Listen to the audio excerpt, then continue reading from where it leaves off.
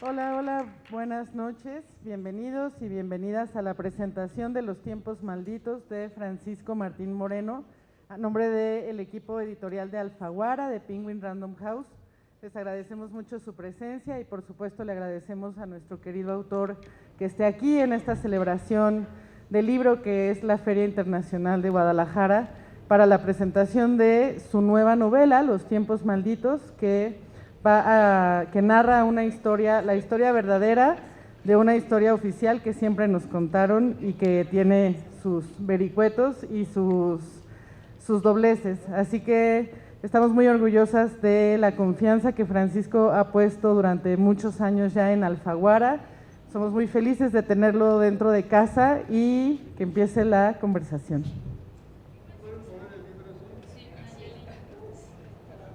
¿Qué? Ah.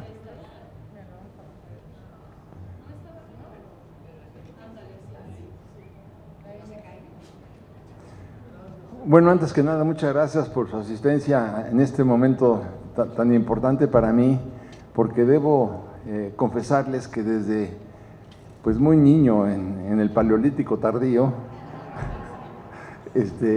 me traumó mucho aquello de que cuando los españoles nos conquistaron y nos decían que habían sido 450 españoles que habían llegado a Veracruz, cuando los maestros nos decían que en el Calmeca que habían capacitado a 50,000 caballeros águila, dije, entonces, ¿cómo? No me checa en los números. Y pasó el tiempo, escribí Los arrebatos carnales de Cortés con Tecuichpo, la hija de Moctezuma Xocoyotzin. Me divertí mucho, estaba yo escondido ahí atrás de una pared y veía lo que sucedía. El hecho real es que, bueno, dije, ¿qué pasó? Y otra cosa que me llamaba la atención, yo decía, si fue la noche en que Cuitláhuac vence a los castellanos y vence a los tlaxcaltecas y vence a los huejotzingas, yo digo, ¿por qué se llama la noche triste? Si finalmente los mexicas ganaron, yo no podía dar crédito, pues es noche triste pues para los españoles, pero no para los mexicas. Entonces, entre una cosa y la otra, entre la mal llamada conquista de México, porque México no existía, México existe después de la promulgación de la Constitución, la primera Constitución de 1824, ahí nace México, ahí nace la República, pero antes, ¿por qué la conquista de México? Mentira. ¿Y por qué además conquista? Yo digo, conquista no podía ser porque los conquistadores eran los españoles, claro está, pero la conquista no se hubiera podido llevar a cabo si no es con la concurrencia de los tlaxcaltecas, de los huejotzingas, de los totonacas, de los chalcas, que se unieron con Cortés. Entonces, ¿por qué decirle la conquista de México cuando fue una alianza indoeuropea la que facilitó la mal llamada conquista de México? Entonces, tenía yo esas dudas que fueron las que me impulsaron a investigar más, pero entonces me asaltó otra duda que pongo aquí en sus manos. Otra duda era, ¿por qué Carlos I de España o de Castilla y de Aragón? ¿Por qué nunca nombró a Cortés virrey de la Nueva España?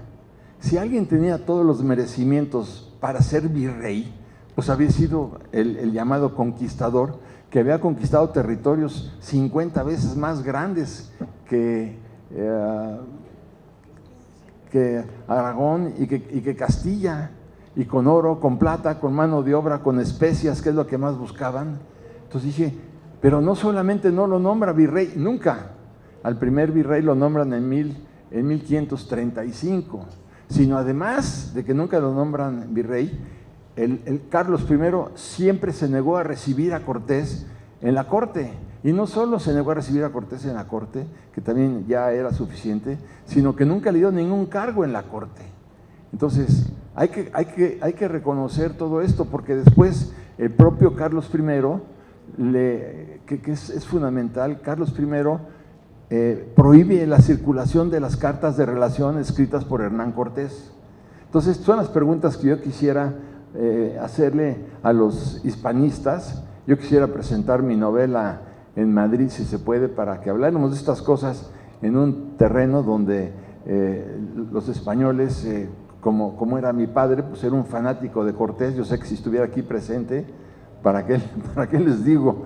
Pero bueno, lo importante es también presentarla ya y decirles, a ver, contesten estas preguntas. ¿Por qué el rey nunca lo nombró virrey? ¿Por qué nunca lo recibió? ¿Por qué nunca le dio ningún cargo? ¿Y por qué Cortés murió despreciado y ignorado? Y bueno, por eso pidió que sus restos descansaran en Tenochtitlan y no en Aragón. Bueno, entonces, sí, esto es importante empezar a subrayarlo, porque por otro lado, el rey Carlos I, que era rey evidentemente de Aragón, era también emperador del Sacro Imperio Romano Germánico. Bueno, pero sucede que tenía 19 años de edad cuando llega a Castilla, 19 años, y no hablaba castellano, y hablaba francés, hablaba holandés y hablaba alemán a la perfección. Entonces, sucede que la primera comunicación que tiene el rey de Cortés es su carta de relación que escribe en 1520, en marzo de 1520, cuando Cortés ya llevaba 5 meses encantado viviendo en Tenochtitlan, en el palacio de Axayácatl, que era el palacio de su padre. Porque hay quien cree todavía que Cortés llegó y bombardeó Tenochtitlan y se apoderó por la fuerza. No, no es cierto. El 8 de noviembre de 1519, Moctezuma le pide a Cortés que se aloje en el palacio de su padre, en el palacio de Axayácatl, y ahí lo aloja y se queda Cortés viviendo encantado, disfrutando de buena comida, mujeres espléndidas, bebidas las que ustedes quisieran, bueno, las de la época, pero no es cierto que llegara y bombardeara y se apropiara de todo. Y entonces, ¿cuándo se tiene que suspender esta relación tan amistosa entre Cortés y Moctezuma? Bueno, cuando Diego Velázquez anuncia que va a arrestar a Cortés porque Cortés era un traidor.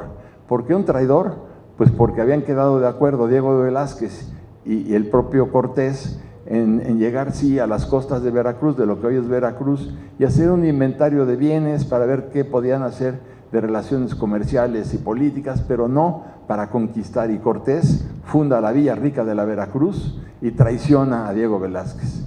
Y entonces, cuando él estaba encantado con Malinali en el palacio de Axayácatl, que cuando lo empecé a estudiarlo era una maravilla porque tenía jardines preciosos y tenía albercas y recibían el agua del acueducto que había construido Netzahualcóyotl. Era tenían flores, tenían en las albercas, entonces la pasaba Cortés de maravilla. Pero sucede que llega Pánfilo de Narváez y tiene que ir a combatirlo para derrotarlo, y lo derrota. Y aquí Pánfilo pierde un ojo en la batalla. Pero aquí viene una parte muy importante que yo quisiera subrayar. En ese momento, por más que irrite a muchos, Diego de Sandoval le dice a Hernando, aquí frente a ti tienes a 2 negros infectados de viruela, cubanos, indígenas, que se trajo Pánfilo de Narváez de Cuba. Tú y yo sabemos perfectamente bien que el 80% de la población de las Antillas falleció, murió, desapareció en relación a la viruela. Entonces, lo que creo que tenemos que hacer tú y yo, por elemental piedad, es matar a estos 2 indígenas cubanos, negros, y quemarlos para que no nos llevemos la pandemia a Tenochtitlan. Y ahí es donde Cortés le dice a Diego: estás completamente equivocado, porque nos los vamos a llevar caminando hasta Tenochtitlan y ahí vamos a producir la primera guerra bacteriológica en el Nuevo Mundo. y claro, se muere el 70% de la población indígena de la viruela, entre ellos el propio Cuitláhuac. Claro que ahí vienen los historiadores que dicen, falso, Cortés no sabía. A ver, Cortés sabía absolutamente todo, era un hombre singularmente inteligente, audaz, tan audaz que llega con 400 hombres al imperio mexica, audaz, inteligente, era un gran estratega y venía realmente decidido a todo. Y entonces, en 25 días que camina Cortés con la tropa desde Veracruz hasta Tenochtitlan, él tenía un conocimiento detallado de todo lo que había en la marcha y sabía que venían los negros, porque además en 20 días ya habían empezado a contagiar a otros. Los españoles no se contagiaban, los castellanos, porque ya tenían cuerpos inmunes, porque habían padecido durante muchos años y la viruela no les pasa nada. Y entonces, claro, aquí viene una parte muy importante. ¿Cortés sabía o no sabía? Yo estoy convencido que sabía, porque Fray Bartolomé de las Casas dice, Hernando Cortés sabía.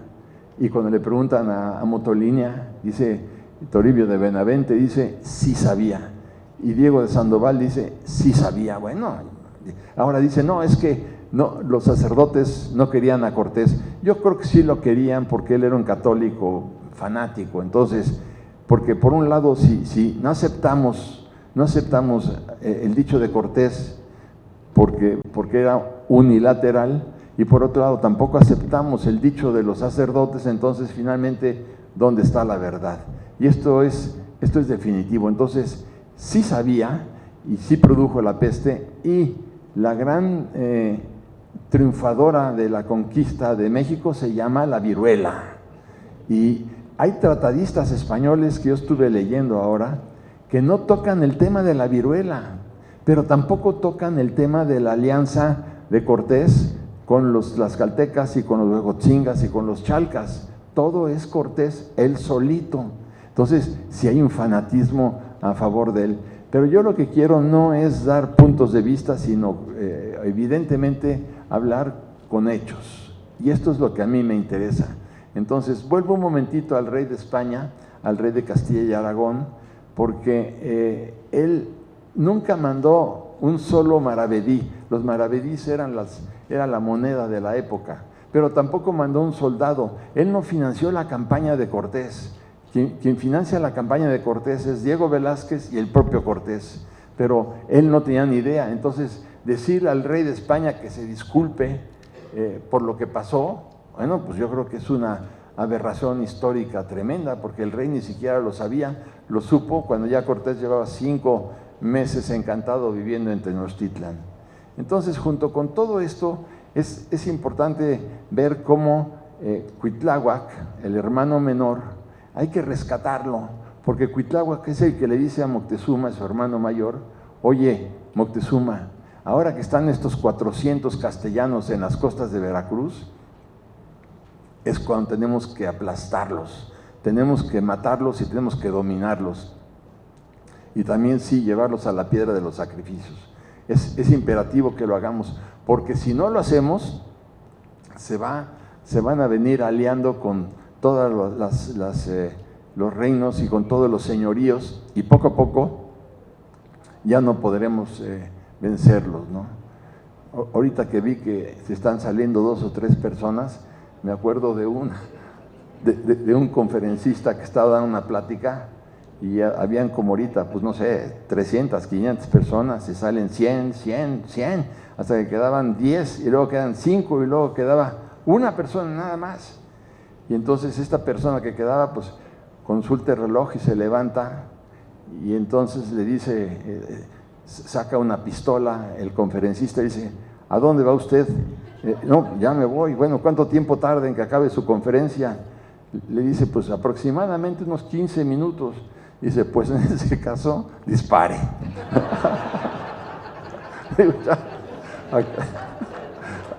Acabamos.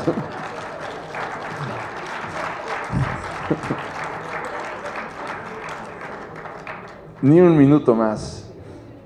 Bueno, volvamos al tema perdón, que nos ocupa, pero sí me llama la atención.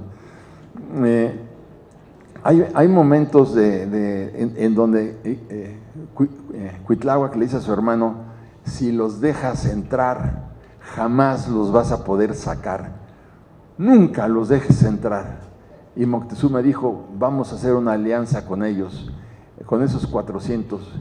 Y Moctezuma dice, es que si no hacemos unas alianzas, luego van a venir 4,000 y luego 10,000. Y Cuitláhuac le dice, si son 4,000 y son 10,000, me tienes sin cuidado, hay que acabar con ellos a tiempo, porque sucede una cosa que era muy particular.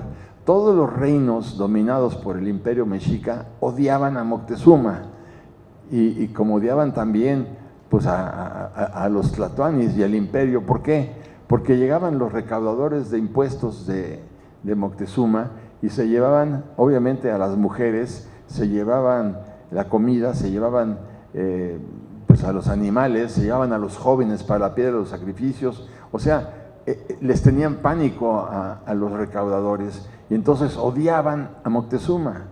Y entonces, ¿qué sucede? Que Cortés se da cuenta de estos odios y dice, es lo mejor que me puede pasar, como un estratega inteligente que era. Bueno, si son los enemigos de ellos, pues los enemigos de ellos, pues, está bien, pero ahora son mis amigos, para ir contra un enemigo común. Y le funciona, porque logra la alianza con los totonacas, luego logra la alianza con los tlaxcaltecas, y ahí que interviene de manera muy importante una mujer maravillosa que era Malinali. Es curioso, pero hay muchas personas que todavía se dirigen a ella como la Malinche. Malinche es nada más Cortés. Es decir, la Malinche es una aberración histórica. Ella es Malinali, Malintzin, Doña Marina, pero Malinche solo Cortés. Y ella hablaba muy bien el maya y hablaba muy bien el náhuatl.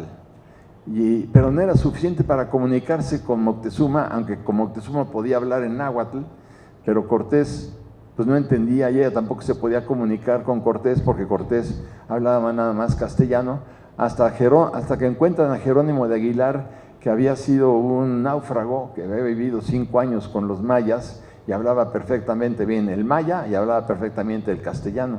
Entonces lo que decía correctamente Xicoténcatl, el tlatoani de Tlaxcala, o Moctezuma, en náhuatl se lo decían a ella lo traducía como se le daba la gana, claro está, a Jerónimo de Aguilar en maya, y Jerónimo se lo traducía en castellano a Cortés. Es un triángulo mágico, maravilloso, donde Cortés jugaba un papel fundamental.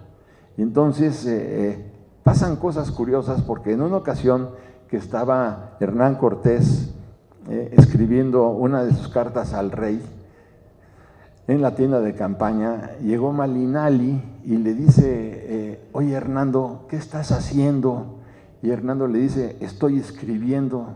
¿Escribir? ¿Qué es escribir? Yo no sé lo que es escribir. Claro que no sabían, los indígenas aborígenes no sabían leer ni escribir. Y ese fue, perdón, hago un paréntesis, uno de los grandes desafíos, porque las fuentes que sí tenemos son las de los españoles, pero las fuentes de los indígenas pues no sabían leer ni escribir, escribían en sus epígrafes, en sus códigos y códices, y los códices los quema Cortés, la mayoría, subsisten varios, pero los más importantes los quema Cortés. Entonces se sienta Malinali a su lado y le dice, ¿qué estás haciendo? Escribiendo. Y entonces le dice, a ver, mira, y le dice, esta es la letra A, la pone así, y en un papel, y esta es la letra B, y esta es la letra O. Entonces dice, mira, si las juntas, la B, la O, la B y la A, dice boba, tú eres una niña boba. Y en ese momento, ya tenía 21 años, le pone una mano en la pierna a Malinali. Yo estaba atrás en una estera viendo lo que pasaba y estaba deleitado. Y entonces Cortés se queda encantado y le dice, a ver, niña, ponte de pie aquí junto a mí. Y le levanta y le quita el huipil. Y entonces dice, oye, pero estos tesoros que tienes, mujer endemoniada, me fascina, ¿no? Pues 21 años y además piel canela, pelo negro, lacio, olía perfectamente bien. Y cuando Cortés pretende atacarla, desiste.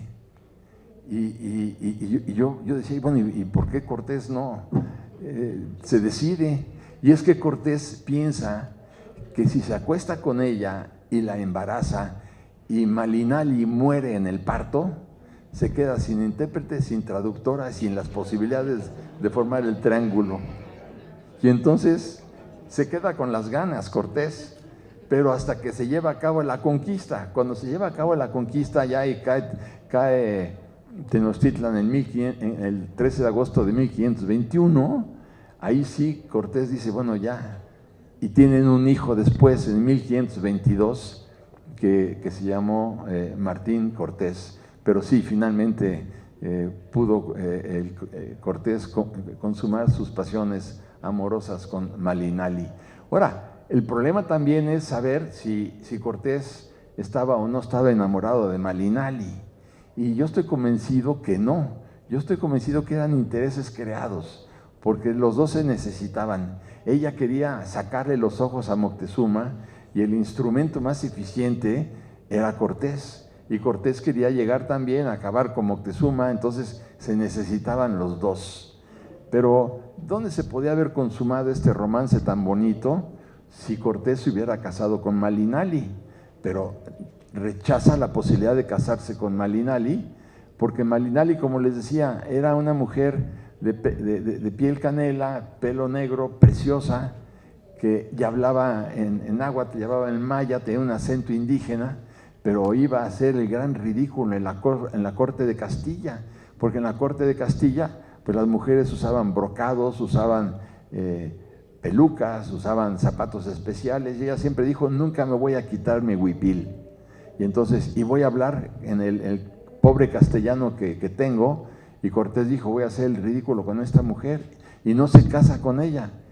Pero también vino otra gran mentira, cuando nos dicen que Cortés, harto de ella, porque ya se había logrado la conquista, se deshizo y la casó con Juan Jaramillo. Mentiras. No, Malinali se da cuenta de que si no se casaba con un español y nunca se iba a casar con Cortés, entonces no iba a tener acceso a una gran cantidad de privilegios y de patrimonios y de posibilidades para que los hijos de las mujeres que se casaban con los españoles asistieran a escuelas y tuvieran becas y tuvieran una gran cantidad de privilegios. Y entonces, claro, ella le dice a Cortés, ¿cómo ves si, pues mira, tú tienes toda la oportunidad del mundo de conocer a otras mujeres españolas, a mí déjame en paz y déjame que me case con Jaramillo? Se casa con Jaramillo, es brutalmente feliz con él y tiene ella todos los privilegios y el patrimonio que necesitaba. Pero yo no vi el amor nunca entre ellos, sino sí intereses creados. Hay momentos donde Cortés va caminando con Pedro de Alvarado rumbo a Cholula y ahí es donde vemos al verdadero Cortés, porque Cortés masacra a toda la población cholulteca. Y estos son los datos que empiezan a llegar a los oídos del rey. Matan a todos los sacerdotes, matan a la nobleza, matan a los militares. Es una matanza, ustedes lo pueden buscar luego en los libros o también en el Google. La matanza de Cholula fue escandalosa. Y luego Cortés llegó a Tenochtitlan con todo y que ya había conocido Moctezuma los alcances de los castellanos, con todo y todo los deja avanzar hacia Tenochtitlan. Y no solo eso, sino también lo aloja en el palacio de Axayácatl. Y ahí se queda, como les decía, 235 días encantado, en que un día se van a la Plaza Mayor y Cortés le enseña a Moctezuma a montar a caballo, por más que tenían pánico a los caballos, pero le enseña a montar a caballo. Y después se van al lago de Texcoco a cazar patos, y ahí vemos a un Cortés cazando patos con un mosquete, hacen un concurso, y Moctezuma pues sacaba flechas de su carcaj, era un gran atleta y mató muchísimos más patos que el otro con su escopeta. Y total que se llevaban de maravilla. El día 9 de noviembre de 1519 le da Moctezuma una gran comida en el Palacio de Axayácatl a todos los españoles y le sirven un tazón enorme a Cortés con elotes, con verduras, con carne, con pollo, con jitomate, con todo, ya se pueden ustedes imaginar, y chipotles. Y a Cortés le encantan y se lo devora. Y le dice Malinali: oye, Hernando, ¿te gustó? No, me fascinó. Ah, pues te quiero decir que la carne es el muslo de un guerrero tlaxcalteca que mataron hoy en la mañana en el Templo Mayor. Y aquel se quiere evidentemente morir. ¿Cómo? ¿Comí carne humana? Pues sí, comiste carne humana, pero te encantó. Y claro, sale a vomitar, pero en el momento, porque le costaba mucho trabajo. Le costaba mucho trabajo todo esto, ¿no? Pero quiero llegar a un punto que me llama particularmente la atención. Y yo creo que es una invitación para continuar con esta investigación, porque lo encontré extemporáneamente. Uno nunca se cansa de buscar elementos probatorios, y puse la atención en algo que se desconoce mucho, tanto en México como en España, y son los juicios de residencia. Cuando me eché un clavado en los juicios de residencia, son juicios a los cuales obligaba el rey de España para juzgar a los gobernadores, a los alcaldes y a todo mundo en los lugares en donde se habían desempeñado, en Perú, en Lima o en Tenochtitlan, donde ustedes quieran. Y entonces el rey quería no juzgarlos en Castilla, sino juzgarlos donde habían gobernado, precisamente para que el público pudiera opinar el resultado de su gestión, si habían sido crueles, salvajes, en fin, todo lo que ustedes quieran.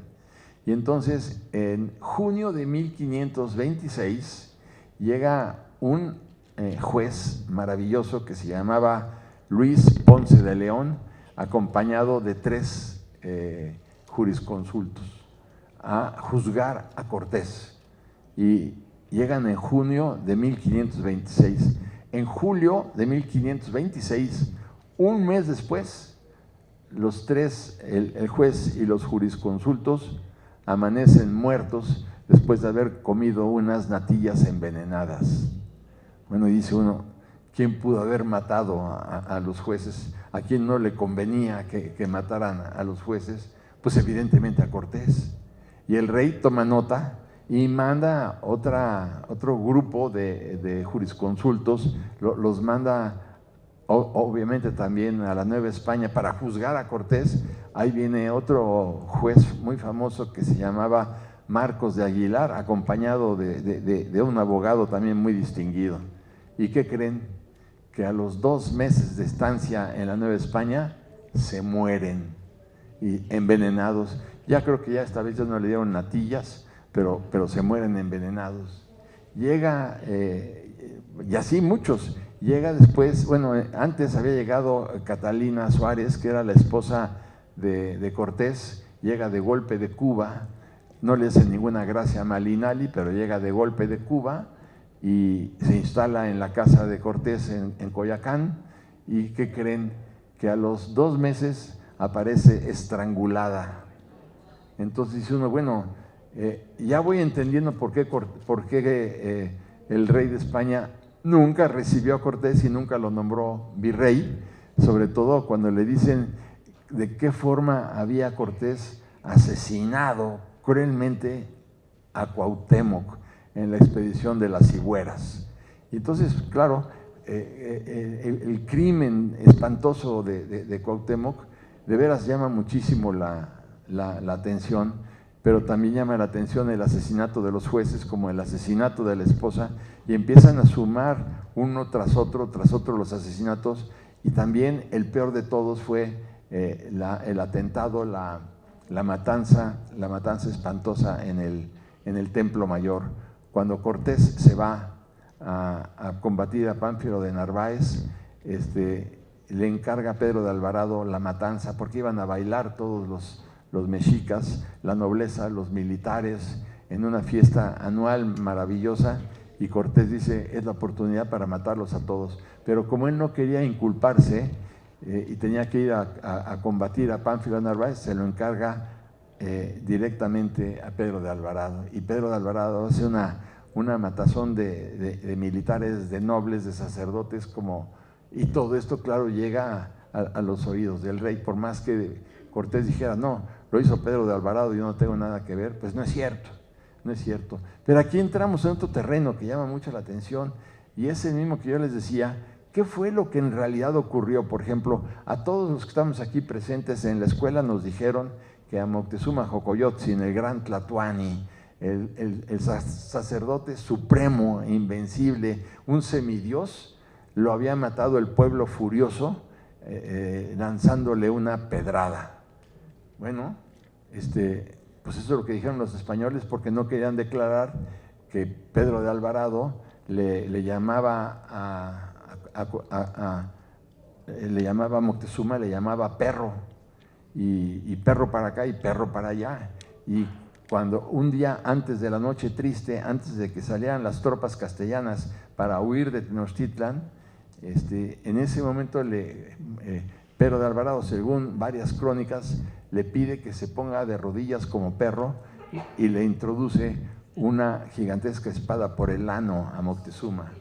Y así muere Moctezuma Xocoyotzin. No muere de una pedrada, muere de esa manera, igual que a Cacama, el gran Tlatoani de Texcoco, también lo estrangulan y le dan 27 puñaladas. Entonces, ahí está esta realidad incontestable. No son opiniones mías, son los hechos. Claro que los españoles dan su versión, pero ¿qué versión van a dar de esa noche tan espantosa en donde a Moctezuma lo arrastran por el palacio de Axayácatl y lo tiran por un balcón para que fuera a dar al piso, y entonces se dieran cuenta que el Tlatoani, al que nadie podía ver a los ojos, el sacerdote supremo, estaba tirado en el piso ensangrentado? Y este es el momento en que Cortés decide huir porque estaban todos encerrados, sitiados en el palacio de Axayácatl, y aquí entra la figura de Cuitláhuac. Se entera porque ve a su hermano muerto, ensangrentado, en condiciones terribles. Él toma entonces el mando, aunque no legalmente, porque tenían que pasar 80 días, pero él se vuelve el Tlatoani y él es el que encabeza la noche triste, que tendría que llamarse, como les decía, la noche de la alegría. Bueno, es interesantísimo ver, y yo lo disfruté muchísimo, cómo la mayoría, una buena parte de los castellanos se habían metido abajo del peto y abajo de la ropa, se habían metido lingotes para llevárselos, ¿no? Lingotes de oro, claro, y plata también, y cuando se caen al agua, la desesperación de sacarse a como diera lugar los lingotes con tal de salvar la vida. Pero ahí estaba Cuitláhuac, me prestó en un momento la lanza para que yo también hundiera a varios de los castellanos, que no quedara uno solo, y se hunden, se mueren 750 castellanos. Y es cuando me hubiera encantado que Moctezuma viera que tenía razón su hermano, que los invasores eran perfectamente vencibles, se les podía vencer, porque además estaban aliados con los tlaxcaltecas, y matan a 3,000 y pico de tlaxcaltecas. Y Cuitláhuac es el héroe que habría que encumbrar, porque pues muchísimo más que Cuauhtémoc, porque Cuauhtémoc lo que hace es finalmente pues entregar el imperio pues, en condiciones ya terribles, porque cuando regresa Cortés después de la noche de la alegría, regresa a Tenochtitlan, las batallas que se dan son insignificantes. ¿Por qué? Porque ya se habían muerto en 3 meses la mayor cantidad de los guerreros mexicas, ya no quedaba nada, y por eso pues pueden tomar con mucha facilidad la ciudad. Y ahí pues se contagia el gran Cuitláhuac, que para mí es el héroe de los mexicas, sin lugar a dudas, pero no está reconocido. Yo sí pues quisiera que se hicieran monumentos a su nombre y que las grandes calzadas se llamaran Cuitláhuac, porque sí que era todo un señor.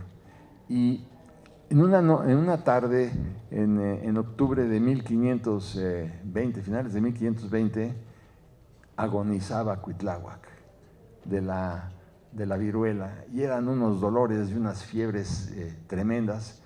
Apenas podía hablar, no permitía que nadie se le acercara por los contagios.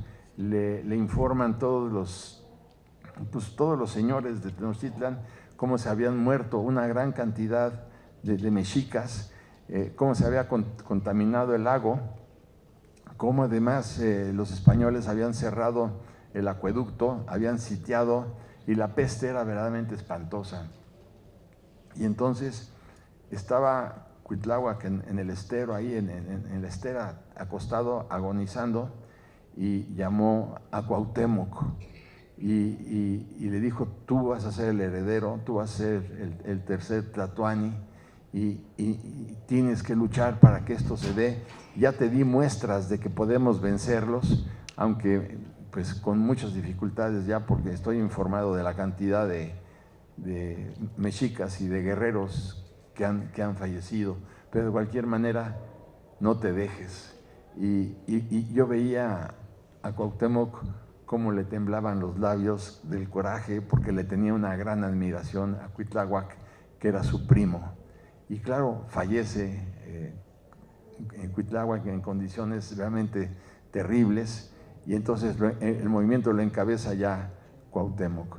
Pero Cuauhtémoc ya nada más para entregarla. Y además ahí también nos dicen que Cuauhtémoc se sacó una espada o un cuchillo y se lo dio al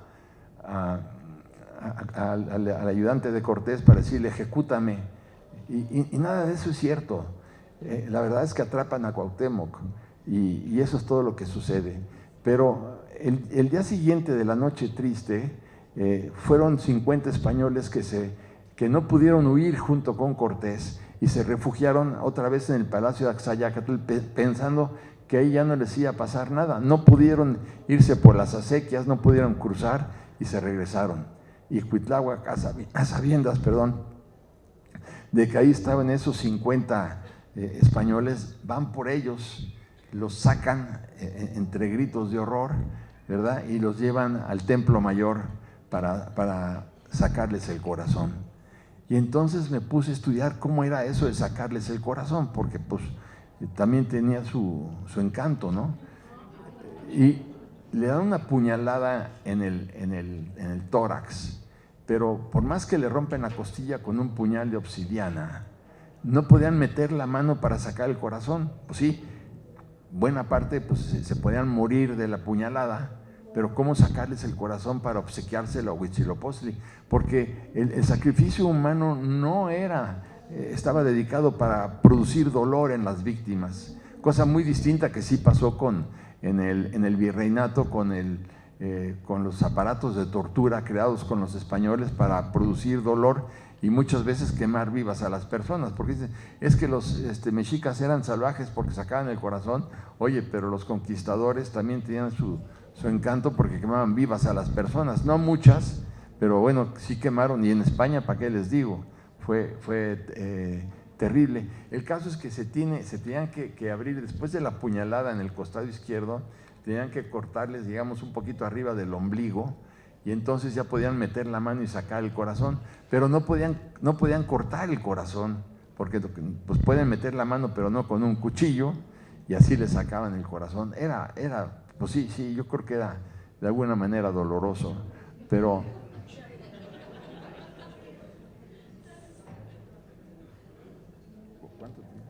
sí, quería decirles otra cosa que me llamó la atención antes ya de concluir, y es un momento en que está Malinali con Cortés en su tienda de campaña, y le dice: oye, Hernando, a mí me gustaría saber cómo te ves con un taparrabos.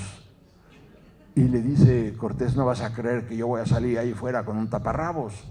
Digo, no, nada más aquí entre tú y yo. A ver cómo te ves, porque eres de piel blanca y además eres hombre de pelo en pecho, pues los indígenas son lampiños, entonces yo quiero ver cómo te ves, ¿no? Pero nadie me va a ver, no, nadie te va a ver, Hernando, por favor, ¿no? Entonces tuve que aprender a poner el taparrabos, porque no es fácil ponerse el taparrabos. Y la técnica tiene su encanto, ¿no? Pero Cortés le había dicho a Malinali cómo se llamaban los dedos de la mano. En maya, pues no se conocen los dedos de la mano, el nombre de los dedos de la mano. Entonces dice, este es el meñique, este es el pulgar, este es el índice. Y bueno, Malinali se lo aprende. Pero cuando desnuda a Cortés, se queda Malinali estupefacta y le dice, oye, Hernando, ¿y con esa chingaderita quieres conquistar México? Tenía la mitad del meñique.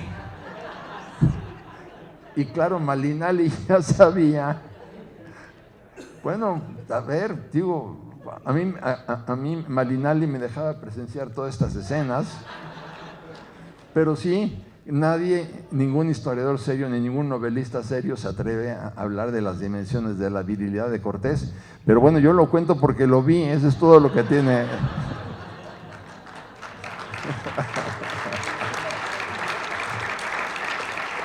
Bueno,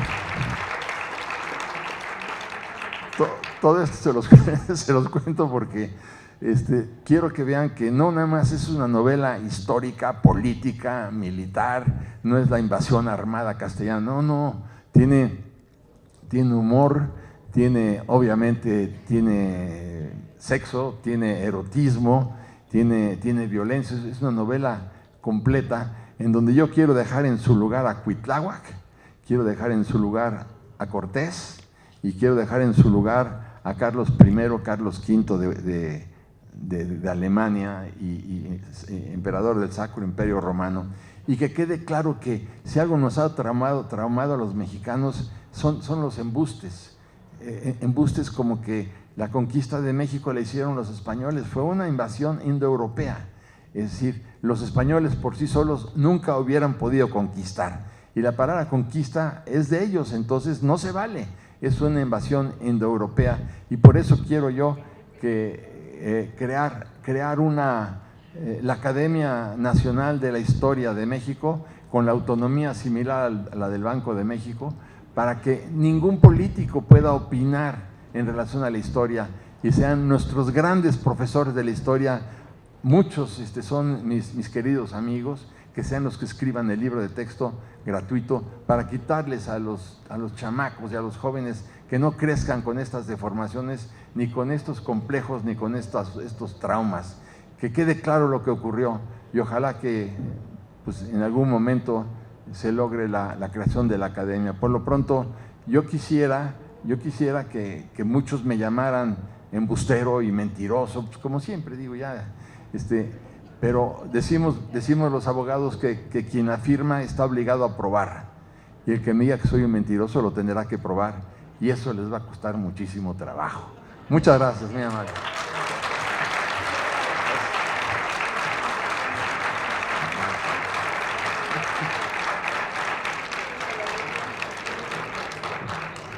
Los invitamos a acompañarnos a la firma de libros que va a ser en el stand de la editorial, el stand de Penguin, sobre la avenida Cuentistas, justo enfrente del Castillo de Barcelona.